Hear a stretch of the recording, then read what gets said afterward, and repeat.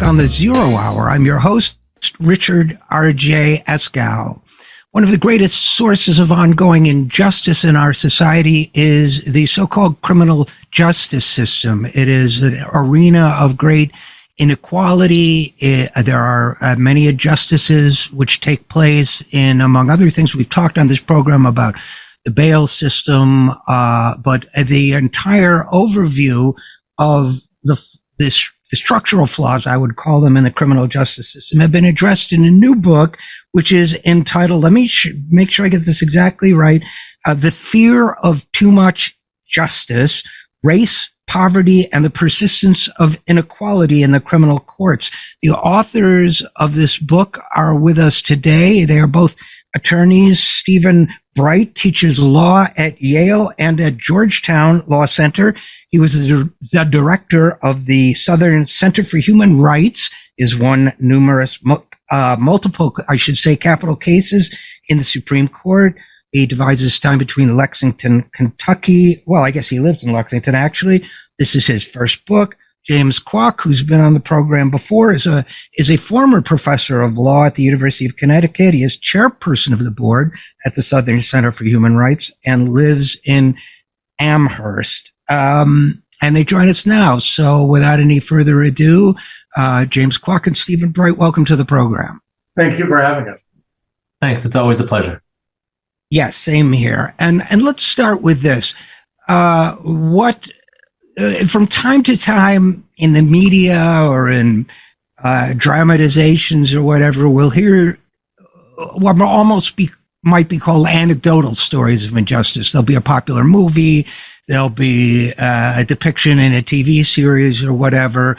But it seems to me that outside of certain activist circles, which I don't dismiss or denigrate in any way, but in the general public overall, there is a shortage of discussion of what I would call the structural flaws in the criminal justice system. And I would assume, I don't want to make assumptions. I would think this was one of the motivations that the two of you had, having worked in this area, for writing the book, but perhaps we'd be better off if you told me what your motivations were. Well, I think that's right. A lot of attention has been paid, of course, to policing and of the tragedies that have grown out of policing and all sort of abusive policing, but not a lot of attention has been paid to what happens to people once they're charged with a crime and how the prosecution exercises discretion. I think few people really understand how much discretion prosecutors have. They can decide it's going to be a death penalty case, is it not? Nobody can review that, the judge, nobody else. They can offer a plea bargain and give a lesser sentence, or they cannot. All sorts of power like that. There are issues of the competence of counsel, of people that are accused, and whether they even have a snowball's chance in the system. And very often they don't, because they have lawyers who may be incompetent, may be overworked, may be under-resourced. And so there are a lot of things going on in the system that really is important. And that's what we've tried to set out in the book here, is describe those things and talk about what we know could be done to give a measure of justice in these areas, but we just aren't willing to go there most of the time. Richard, I'd like to add, you're absolutely right that there's certainly there are a handful of high-profile cases that get a lot of attention as obvious examples of injustice. So the Curtis Flowers case was one. Man who was tried 6 times by the same district attorney, overturned multiple times for striking all of the black people from the potential jury pool, trying him before all-white jury. But as you said, I think one of the things we wanted to talk about was, in a sense, how common these failings are. So sure, it's unusual for someone to be tried 6 times for the death penalty, but the basic problems we saw, so prosecutors' discretion about charging death, as Steve mentioned, striking black jurors from the pool, relatively shoddy representation at trial, at least at the early trials. These are things that happen throughout the system. I'm glad you mentioned bail. You've talked about bail before. It's a relatively, it doesn't get the attention that some of these cases get, but we're talking about, tens, hundreds of thousands of people whose lives are being changed by the fact that they can't make bail. So these problems the high-profile cases are really just the tip of the iceberg.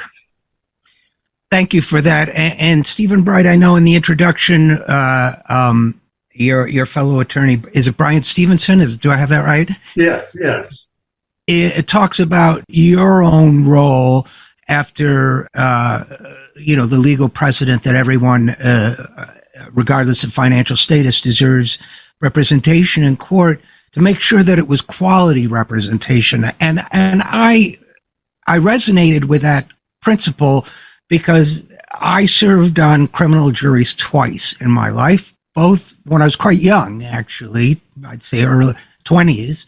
And I was so infuriated by the experience, by the first experience. Actually, I only served once. I was called up a second time, but I was, because of what I felt was the absolute indifference to client needs on the part of the public defender, the absolute indifference to truth on part of the prosecutor. I felt as a citizen disrespected, much less consider how the defendant must have felt, but even I, as a citizen, being asked to participate in what idealistically I went into as, performing my civic duty. I felt that everyone in the courtroom was disrespected by the attitude of both sides. So much so that in my younger hot-headed days, when I was called up again for jury duty, I expressed that sentiment when I was put on the stand and was roundly, sternly rebuked by the judge for my lack of civic patriotism. But I guess my question was, how can anyone feel that this is anything but a charade if people who are responsible for not only justice in the abstract, but lives in a very concrete sense don't take it seriously? Was I overly jaded in my response? Was my experience an outlier? Or what do you gentlemen think? Well, I think what happens so often is this huge number of people that are going through the criminal legal system.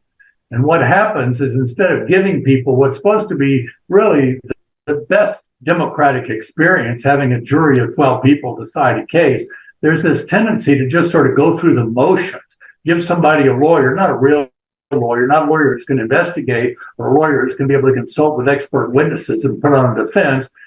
We described the meet 'em and plead 'em, which happens in so many places where a person meets a lawyer, pleads guilty, gets sentenced without really any kind of real legal representation. We talk about jury selection, where the prosecution strikes all the African Americans in jury selection and then says there was a reason other than race, and everybody knows good well the reason was race, but everybody pretends that that's the reason. And then, often judges don't like the fact that people want to go to trial. Prosecutors don't like the fact. One of the reasons that, one of the things we talk about is very often people are told, if you go to trial, something really terrible is going to happen to you. If you don't take this plea offer, you might get the death penalty. If you plead guilty, you won't. Or if you go to trial, you may get 20 years. If you plead guilty, you'll get 1 or 2.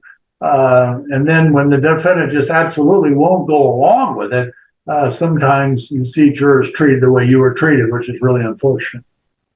You see this time and time again, don't you? And James Kwak, I know in some of your other work you've studied white collar crime, for example, and banking and some of those industries. And I think it's safe to say, I'm probably stating the obvious, to say that bankers, on those rare occasions, relatively speaking, when they're accused, of crimes,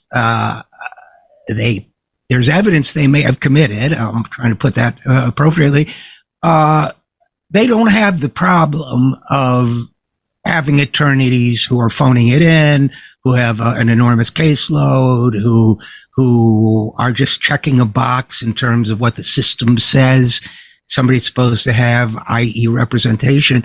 So isn't this, in fact, in addition to being, an injustice of process, isn't it a kind of structural injustice too? Well, I think there are many different kinds of injustice. I mean, it is interesting. You and I talked in the past about more about economic and financial issues, and we all know what happened after the 2008 financial crisis. Nobody who worked at a very large bank that really caused the financial crisis, which, again, cost the country 8 million jobs, trillions of dollars of output. None of them went to jail.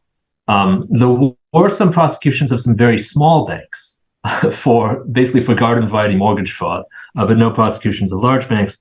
And there are you can stack the injustices in a pile. I mean, there's this principle that in our legal system, you're innocent until proven guilty. And I think if you are a CEO of a large Wall Street bank, that is absolutely true. First of all, I think there's a statutory difference. The statutes to convict people of the kinds of crimes that were committed on Wall Street are just making it more difficult to prove. And then, as you said, if you have the best defense that money can buy, and you have the money to stay out of jail until your trial is resolved, you have a good chance of beating the charges. And as a result, the Department of Justice, when they're deciding whom to prosecute, they take into account how difficult it's going to be.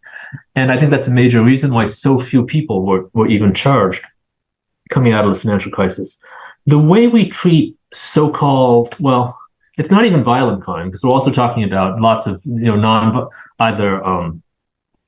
burglaries where nobody's in the house, or drug offenses. It's, if we call it lower class crime, the way we treat it is very different. First of all, I think the way the law is written, but then more importantly, the kind of defense that we afford to these people. Because, in a sense, there are many injustices. Perhaps the most fundamental one is the failure to provide poor people with effective, competent attorneys who have the time and resources that they need to do their jobs. And you're right, that's a structural problem. One reason we don't do that is it might cost a lot of money. But another reason we don't do that is that if we did that, the criminal legal system would grind to a halt. Right now, about 95% of all cases are resolved by plea bargains. If that number went down significantly, we just don't have enough courts and judges and prosecutors to handle that. So we're almost addicted to a system in which we can't have equal justice for everyone. And it's one of the themes that the two of you address quite directly in the book is what you call the all-powerful prosecutor. That is the idea. And you describe this very well. And I should say, by the way, that you also, I think you do an excellent job of combining narratives of people who've been victimized by this system with a description of the underlying principles. But the idea becomes that for a variety of reasons, many of which involve the plea bargaining process, the prosecutor seems to have taken on a sort of less of a attorney for the people role that we think of as the kind of idealized, 1930s movies idea of the DA or whatever, and more of a sort of Lord High Prosecutor under, during the reign of, Henry VIII or something. I mean, it seems as if the prosecutors in many situations now in the United States have enormous de facto discretion over what happens to people. And I guess it's a two-part question. One is, first of all, is my interpretation, although it may be luridly phrased, is it somewhat accurate, number one? And number two, if it is, how did this come to be? Because it doesn't strike me that this is part of our tradition of American jurisprudence or anything like that. I know it's a big question, but let's start with, am I more or less right about that? Well, there's no question that you're right. And it's one of the things that I think is least understood by people about the system. We talk about Kelly Gissendaner was told by the prosecutor if she wanted to plead guilty, she would get a sentence of life imprisonment and eligibility for parole on a certain date. And her lawyer said, well, she wanted to be eligible for parole earlier than that. The fact you're eligible doesn't mean you get it. It just means you could be considered. Well, they couldn't agree about that. So she goes to trial and gets the death penalty and is executed. And that was totally the decision of the prosecutor, first to seek the death penalty. You only have, 30, 40 death sentences imposed in this country every year now. That's almost exclusively prosecutors, a few prosecutors in different places in Texas and Alabama, in Florida, who are making the decisions to seek the death penalty, often giving people an offer to avoid it, but then exacting it. In one of the cases we described, the prosecutor said in closing, this is a crime that's so monstrous that the only penalty is the death penalty. Well, he knew better because he had offered the person a life imprisonment sentence. So he knew that the only sentence was not the death penalty. And that kind of discretion, the other discretion that we talk about is to cut deals with people. That a lot of convictions are obtained by agreeing with some fellow who says, well, I was at the jail and the guy accused of this horrendous crime just walked up to me and confessed the whole thing. And so that person is called, very dubious witness, testifies, and then maybe has all their charges dismissed or gets the charges greatly reduced. That's a power, again, only the prosecutor can reward a witness for testifying the way he or she wants them to testify. Anybody else does that, that's called witness tampering and bribery. But that happens all the time in criminal cases. So that's just a couple of examples. And of course, combined with issues about the quality of defense lawyers, makes for a really lethal combination, or certainly a very bad combination, because you have all this power on the part of the prosecutor, but often very little resistance on the other side. And how did this happen? It seems to me that it's just so antithetical, as I mentioned earlier, to our sense of justice. Did this evolve over time? Is this something that became more of an issue as court resources became more and more limited? Is it political in origin? I'm sort of fascinated by the history of the prosecutor as political force, or as juridical force. James, I don't know if you have any thoughts about this, or either one of you actually, but it seems to me that something has happened, and it hasn't happened because of open or public debate about how these roles should be structured. It feels as if it's just evolved over time and we haven't paid attention to it. Where did this come from? Yeah. Well, Steve may be able to go back further in history than I can, but I think that you're absolutely right that the prosecutor has become the most important figure in the criminal legal system. And yet, as Steve said, many people are not aware of that. We certainly never voted for it. I think that there are a couple of things that have happened. I mean, one has been that since the 1960s, certainly, there has been we've been fighting this perpetual war on crime, or war on drugs, which I guess maybe has abated a little bit in the past 10 years, but starting with President Johnson, going certainly well through President Clinton and into the second Bush, we've been living in a climate in which, for political reasons, largely for political reasons, people have been told that that we're under threat from a kind of an ominously defined underclass, often with racial overtones, and that the response has to be to police more aggressively, lock more people up. And the prosecutor, I think, is seen, if you look at how prosecutors run for office, they run not as being people who will provide justice, but as people who will protect the community from violent criminals.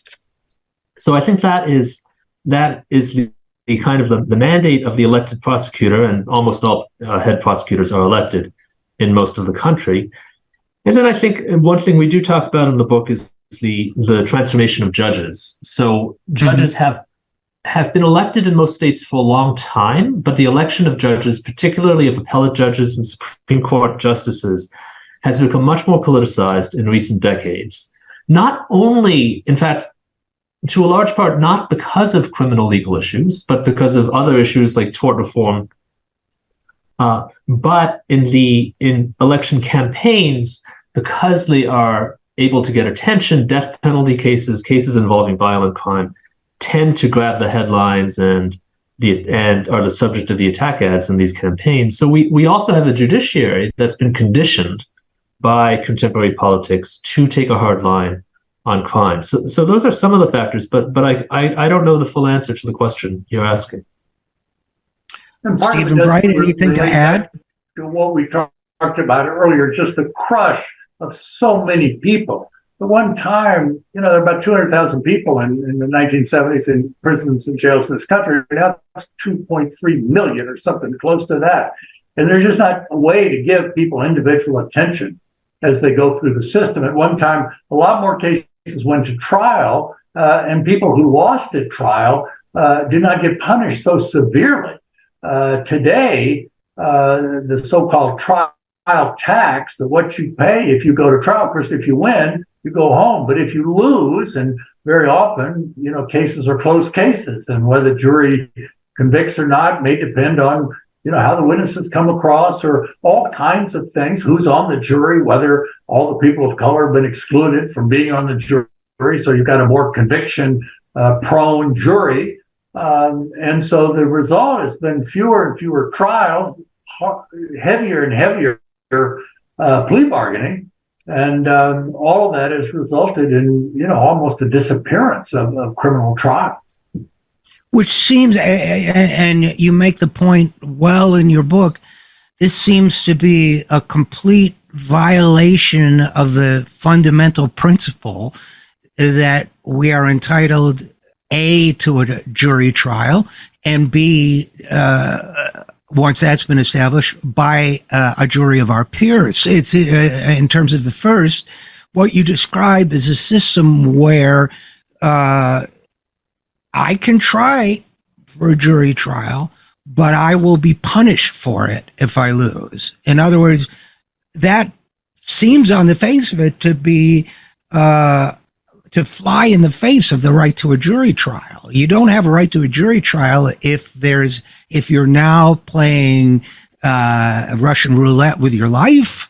If there is a penalty to be exacted for asking for a jury to consider the evidence against you, how can anyone say you still have a real right to a trial by jury? Well, it seems obvious to me, doesn't it?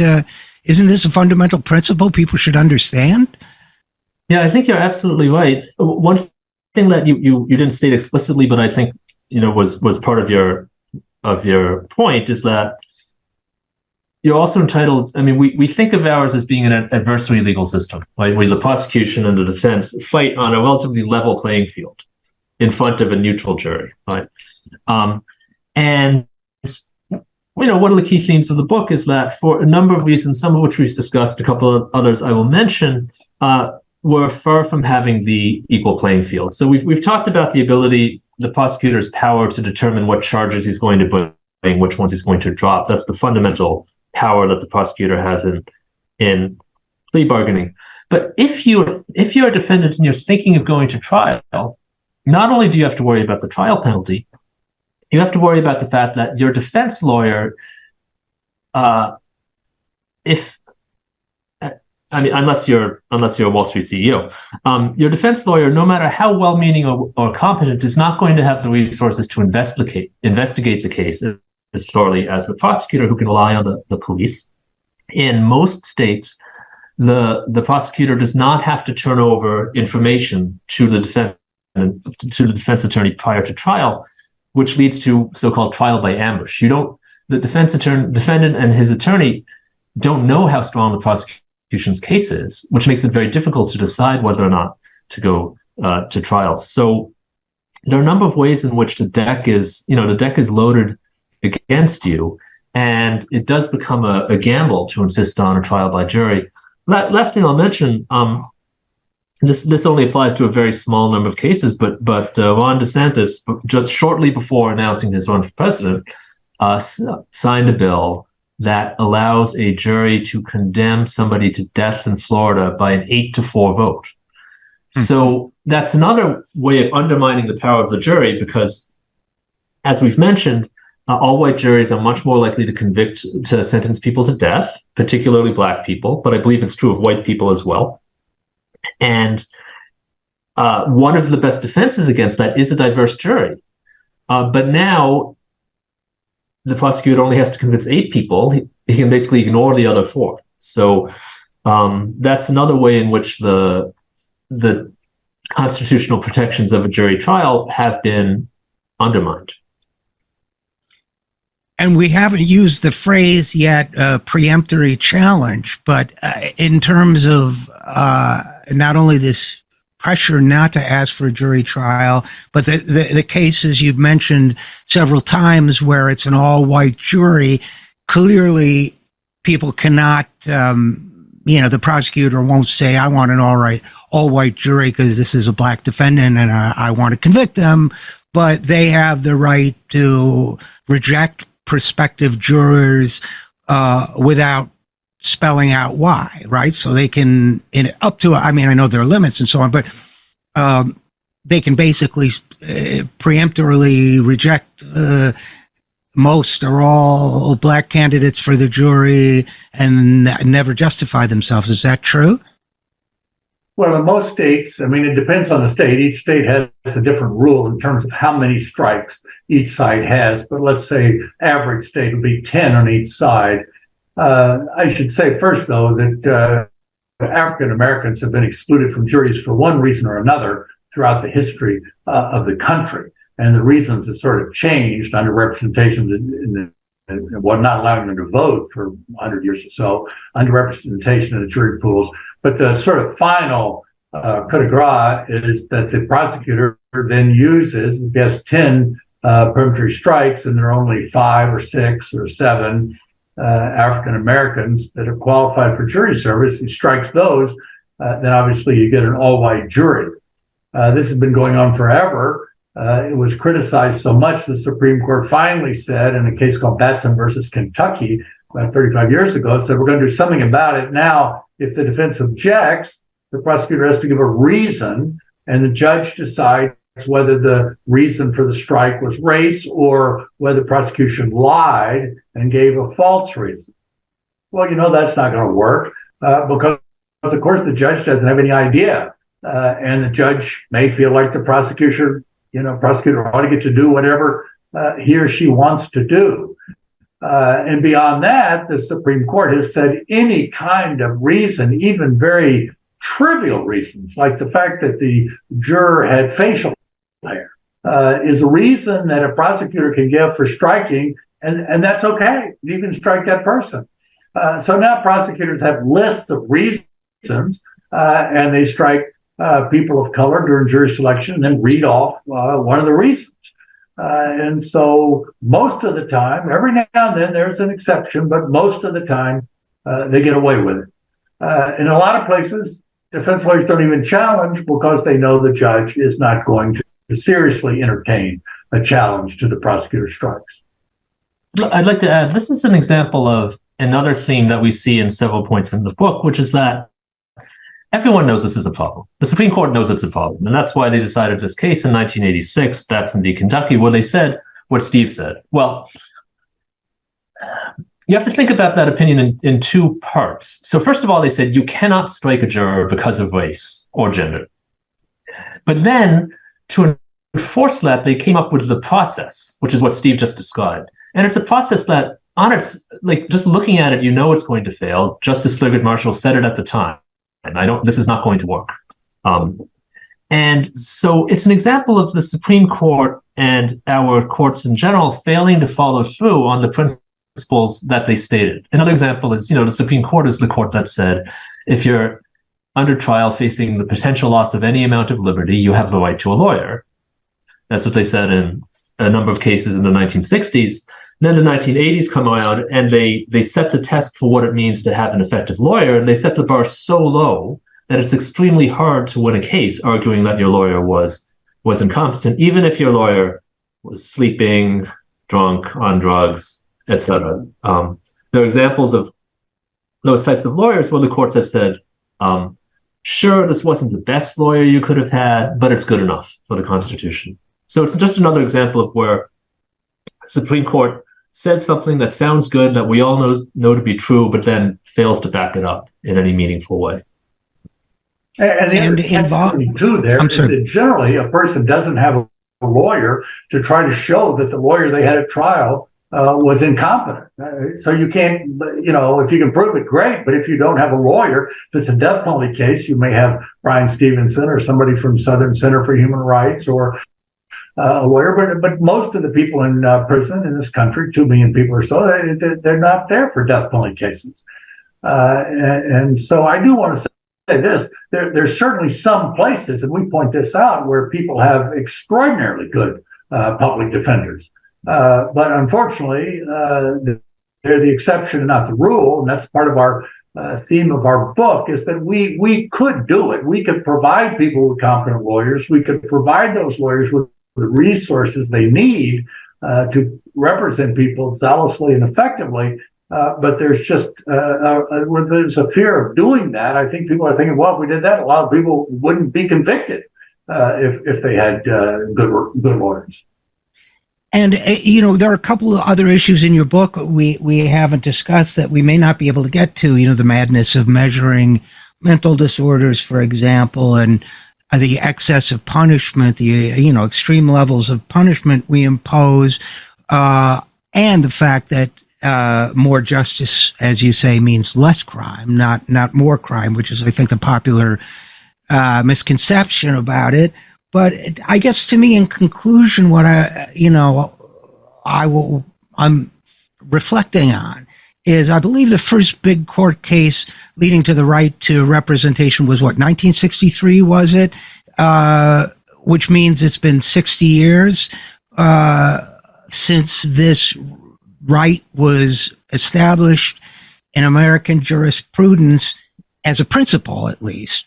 And yet 60 years on, more than half a century, it seems that we've made very little progress, and if anything, maybe slipping back. So just, I guess, as a concluding question or thought, what does the public, what can the public do? I mean, what can people do? They should, I recommend your book highly, but armed with this awareness and understanding, what can an informed electorate or public do in terms of taking action?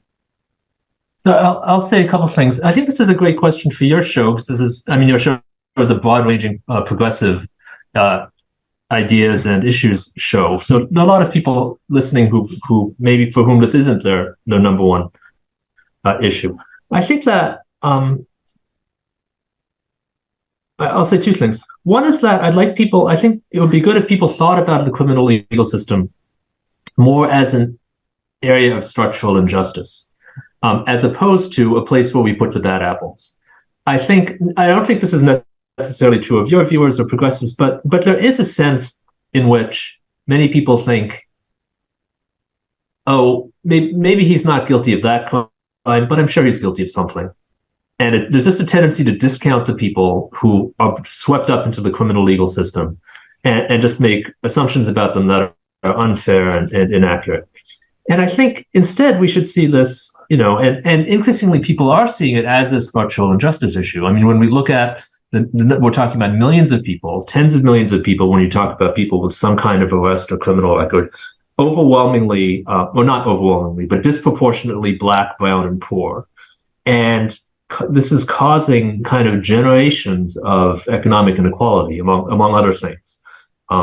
So I think the more people see the criminal legal system as one of the kind of contributors to injustice in the country, that will motivate people. And the second thing I'll try to be brief about it is I want to say that these are mainly local and state issues. So the Supreme Court gets a lot of attention, and we give it a lot of attention because the Supreme Court could fix a lot of these issues if it wanted to. But even without the Supreme Court, a lot of them, like the death penalty to begin with, cash bail, a lot of these can be fixed on the local and state level. And there are blue states that could do better on all of these issues. And those are places where, where political action might be effective. Okay. And Stephen Bright, any thoughts on this issue? I know people talk a lot about mass incarceration. They don't seem to talk, for example, about how much this is an engine of mass incarceration, or the kinds of economic structural inequalities that James was referencing. Any final thoughts on that? Well, one thing that we're seeing all around the country is people running for the office of prosecutor, district attorney, and arguing that the discretion ought to be used in other ways. Not seeking the death penalty, not seeking cash bail for people who can't afford it, not charging, petty crimes when it doesn't serve any purpose whatsoever, not asking for such extraordinary, extreme sentences, but trying to have more proportion, try to look at a more constructive way of dealing with crime than we do. And so these are playing out politically. I mean, prosecutors, the only country in the world where prosecutors are elected, but they are in most states, and so are judges. And so these things do play out in elections. And then also there are issues of whether local governments like the county commission or whatever is going to adequately fund and support public defender offices. So those are all things that are, in the political mix right now. My guests are Stephen B. Bright and James Kwak. Their new book is entitled "The Fear of Too Much Justice: Race, Poverty, and the Persistence of Inequality in the Criminal Courts." To both of you, thanks for your fine work in putting this book together, and thanks for coming on the program. Thanks so much for having us. Thank you very much. And we'll be right back after this. I'm Richard RJ Eskow, and you're listening to The Zero Hour.